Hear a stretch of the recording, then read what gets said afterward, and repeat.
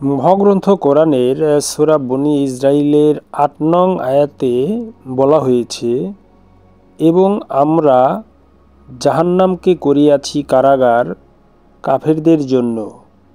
আসুন আমরা উক্ত আয়াতখানার সুফিবাদী ব্যাখ্যা জেনে নেই। জাহান্নাম কারাগার স্বরূপ। কারাগার মানেই সংশোধনাগার। কারাগারের শাস্তি সংশোধনের উদ্দেশ্যেই দেওয়া হয়।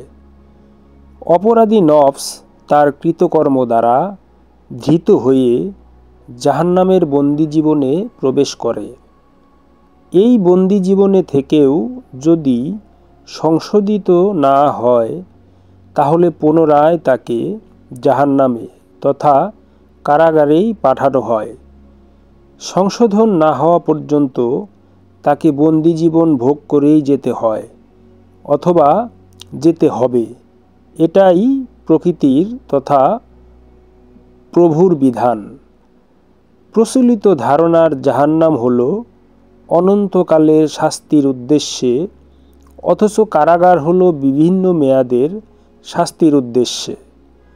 সুতরাং আল্লাহ পাক তার কিতাবে যে ক্ষেত্রে জাহান্নামকে কারাগার বলেছেন, অতএব এ থেকে আমরা এই ধারণাই নিতে পারি যে জাহান্নাম কখনো অনন্তকালের শাস্তির উদ্দেশ্যে হতে পারে না।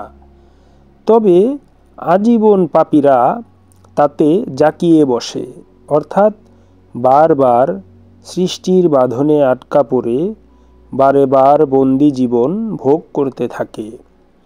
জাহান্নামকে কারাগার বলা বিষয়টি পুনর্জন্মেরই ইঙ্গিত বহন করে, কারণ কারাগার মানেই হচ্ছে সংশোধনের উদ্দেশ্যে বন্দি জীবন কাটানো।